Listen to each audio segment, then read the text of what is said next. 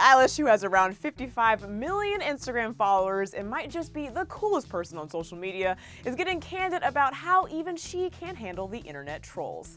What's up, you guys? It's Drew Dorsey here with Clevver News, and we all know the internet can be a dark place at times. Even celebs with millions and millions of followers who you might think would never bother reading the comments are affected by the negativity. And it's no secret that 2020 has been an incredible year for Billie Eilish so far. I mean, it's only February and she's already made a Grammys history, performed at the Oscars, and released a theme song to the new James Bond film. But even Billie Eilish has a hard time with trolls on social media. Despite all of her success, Billie has been subject to online hate, and she said that the internet is ruining her life. So she's opening up about the negative side of social media and ways she tries to make it a healthier place for herself. If you're a true fan of Billie's, you know that in the past she has been vocal about her mental health struggles and even alludes to her depression in her music. I remember at the beginning there was all these labels and radio people that wouldn't play me because I was too sad and no one was going to relate to it. That was just funny to me because I was like, everybody has felt sad in their lives. And she hasn't been afraid to be honest with her fans about what she needs to do to keep herself in a good place mentally. And now she's talking about her social media use and how the internet was actually ruining her life. Earlier this week, Billie and her brother Phineas sat down with BBC, and she revealed that she stopped reading Instagram comments just 2 days ago. She opened up about why she made this change. I stopped reading comments fully. Because Because it was ruining my life. was it? Once again. Yeah. Yeah. It's weird. Like, the cooler the things you get to do are, the more people hate you. And when Billie was asked about a possible solution for dealing with hate online, she didn't have an answer. She said, quote, "I don't know, dude, it's crazy. Cancel culture is insane. I mean, that's not what has been happening. It's just been like, the internet is a bunch of trolls, you know? And it's like, the problem is a lot of it is really funny. I think that's the issue. That's why nobody really stops, because it's funny." But Phineas chimed in and said that there's a lack of accountability when you're just talking through a screen. Lack of accountability. I think even if it's your own face and your profile picture and it's your own name, it's still, everybody's much braver behind a cell phone screen than they would be if they walked down the street. She talked about how people are willing to say anything for a joke to make somebody laugh, but it actually can be hurtful. She said, quote, "I've experienced that back in, growing up. I'd say things that I thought people would laugh at, and then later I realized, that wasn't cool to say."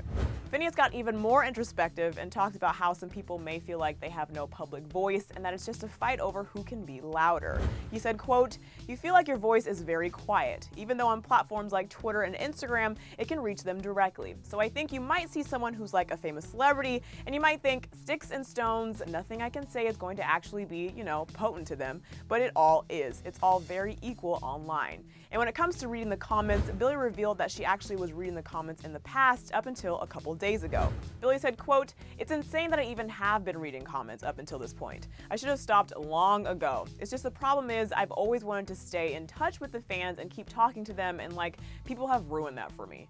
And while it's a bummer for both Billie and her fans that she won't be interacting with fans in the comments anymore, she tries to engage in other ways. She said, quote, "I still try to like fan posts or whatever, and especially if I see fans anywhere, I just want to talk to them and be be around them because they're people. They're me. They're like other me's. So they're like friends of mine. But yeah, the internet is ruining my life, so I turned it off." And Billie's fans are taking to Twitter to thank her for her honesty and spread some love. One person wrote, quote, "Watched Billie Eilish and Phineas with my 15-year-old daughter, who is a huge fan. I am grateful to Billie for her honesty around social media and its effects on her well-being. Hopefully it will inspire more young people to do the same if they need to." Another wrote, quote, "What a great example to her fans. Good on her." As another mentioned both Billie and Phineas and wrote, quote, "Such an incredibly emotionally evolved pair. Both are beyond gifted. Their music slays me. Superb." And we couldn't agree more. We're just glad Billie is taking the steps she needs to make social media a healthier place for her. That's honestly something we can all learn from. But Billie and Phineas didn't only talk about social media, they also talked about their new James Bond song, "No Time to Die." There's just no time to die. And they've both both been very vocal about how creating the song was an absolute dream for them. Billie told Good Morning America that, quote, "It was crazy. It's literally been something that, like, Phineas and I have wanted to do for years. We were always telling everybody on our team, like, if anything ever comes up that has to do with Bond, like, we want to be involved. Like, anything we can do, just pitch us." And the song is already a global success. No Time to Die shot straight to #1 on the UK's official trending chart, and it reached #1 on the US iTunes sales chart just hours after its release.